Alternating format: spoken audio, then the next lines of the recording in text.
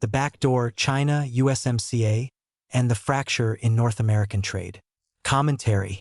Over the past several days, bilateral trade talks between the United States and Canada have broken down. U.S. Trade Representative Jamieson Greer stated that Canada walked away from a nearly completed deal that would have further reduced tariffs on Canadian steel, aluminum, automobiles, and lumber. Ottawa has described the opposite. American demands became excessive, particularly language that would constrain Canada's ability to pursue separate trade relationships with other countries. The public narratives that followed were predictable. Washington emphasized reciprocity and Canada's decision to leave value on the table. Canadian officials spoke of sovereignty, diversification, and resistance to limits on independent economic choices. Both framings capture real diplomatic friction. Neither explains why the talks hardened when they did, or why rules of origin, Chinese content, and preferential access under the United States-Mexico-Canada Agreement itself became the decisive pressure points. What is actually driving the hardest U.S. positions is the scale of Chinese-linked transshipment and origin shifting running through Canada and Mexico. The Great Transshipment Scam. Under the USMCA, goods qualify for preferential treatment only if they meet the rules of origin. For automobiles, that currently means 75% North American regional value content, plus requirements for steel, aluminum, and labor value content. These thresholds were deliberately tightened when NAFTA was replaced, precisely to raise the barrier against low-value assembly of non-North American, especially Chinese, components, and to keep more high-value manufacturing and wages inside the three countries. When Chinese origin inputs or near-finished goods are moved into Canada or Mexico, given only light assembly, finishing, packaging, or documentation changes, and then certified as USMCA originating, the China-specific tariffs that would otherwise apply can fall to zero.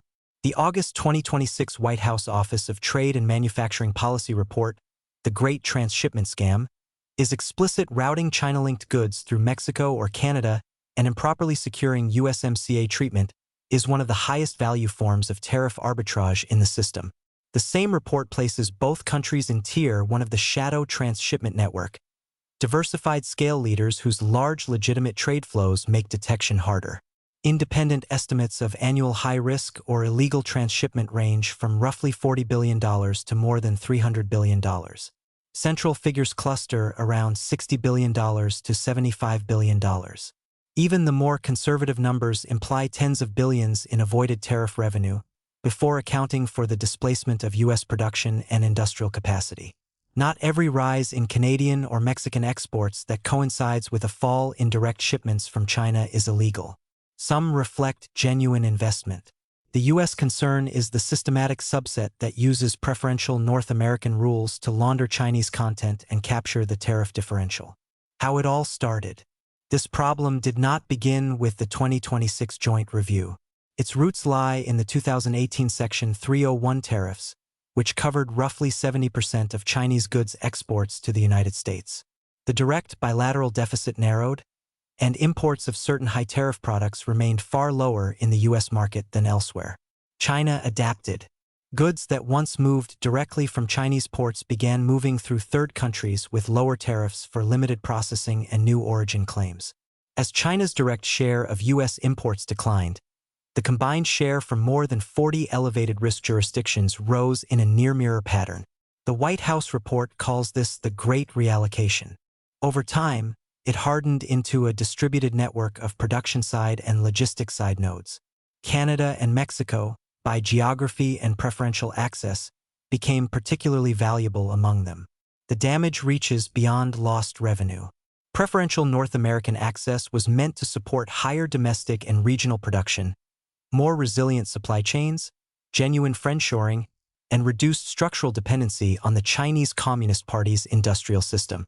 When that access is used instead to absorb Chinese content and competitive pressure, the tariff wall is breached from the inside. Chinese industrial capacity re-enters the U.S. market through the back door of Canada and Mexico. Exactly the outcome the Section 301 measures and the tightened USMCA rules were designed to limit. Official data show that U.S. content in transportation equipment exports from Mexico and Canada has declined in recent years, while Chinese and broader Asian content has risen. Friendshoring assumes partners do not become convenient platforms for the dependencies the strategy seeks to reduce. When they function as high-value nodes in the shadow transshipment network, that distinction blurs. The same dynamic affects the defense industrial base, which requires transparent and less CCP-dependent supply chains. None of this requires proving that every shipment violates the formal letter of the rules. The cumulative effect is sufficient. A system that permits large volumes of China-linked goods to enter under North American preferences while U.S. content shares fall runs counter to both the spirit of the USMCA and the broader project of reducing reliance on the Chinese industrial system. A game of incentives and grievances. Explaining why Canada and Mexico have tolerated these flows does not require attributing malice to their leaderships. The more accurate frame is structural. The CCP has spent decades constructing an environment in which other countries' short-term interests and domestic political narratives align with Beijing's long-term goals. It offers immediate benefits, market access, investment, tariff relief, and the appearance of diversification, while embedding Chinese content and logistics so deeply that later unwinding becomes costly. It also amplifies existing domestic narratives that create friction with the United States. For Canada, the incentives were concrete. The January 2026 arrangement lowered the 100% tariff on Chinese electric vehicles to the most favored nation rate for a defined quota, secured relief on canola and other agricultural exports, and opened the door to Chinese investment in the electric vehicle and battery supply chain. Framed as sovereignty and diversification, it delivered near-term gains. Canada's position as the smaller neighbor, protected by U.S. security architecture and its biggest trading partner, yet culturally inclined toward differentiation, provided additional domestic political space for that framing. Mexico saw large volumes of China-linked goods and investment interests deliver jobs and export growth. Under U.S. pressure, it raised tariffs on Chinese vehicles to 50% and saw planned plants delayed, showing incentives can shift. Yet the pattern of rising Chinese content has not disappeared. Elements of Mexican political culture have long cultivated narratives of national potential constrained by the United States. Investigative reporting has documented extensive consular political activity inside the United States aligned with Mexican government priorities. The CCP does not invent these currents. It benefits when they harden into resistance against deeper alignment on supply chain enforcement. Furthermore, democratic governments operate on electoral cycles measured in years. The CCP plans for decades.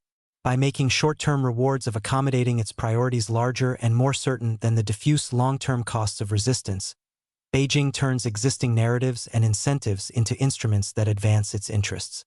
What's next? The joint review and new enforcement tools now present a narrower set of realistic choices. One path is a tightened, enforceable USMCA with higher content thresholds, clearer limits or disclosure on non-market content, stronger verification, and pairing with the customs executive order and AI-enabled targeting already under development. Mexico has moved further in this direction than Canada. A second path is bilateral and transactional. Separate arrangements that exchange market access for verifiable origin cooperation and restrictions on Chinese content in sensitive sectors. A third is continued divergence, shifting the agreement into annual reviews, greater uncertainty, and the reassertion of tariff differentials. That outcome would impose costs on all three economies but would also close the current backdoor channel. None of the paths is costless. What is no longer realistic is the previous equilibrium: broad preferential access, rising Chinese content, and limited verification. The decisive variable is enforcement credibility. Textual changes matter only if matched by the capacity to distinguish genuine regional production from origin shifting. Canada and Mexico retain agency in making their choices. The CCP will continue offering inducements designed to keep the back door open. The question for the next phase of North American trade is whether the three governments treat Chinese intentional industrial overcapacity as a common external issue, or allow it to remain a wedge that converts preferential access into a conduit for the very dependencies the tariffs and the USMCA were meant to reduce.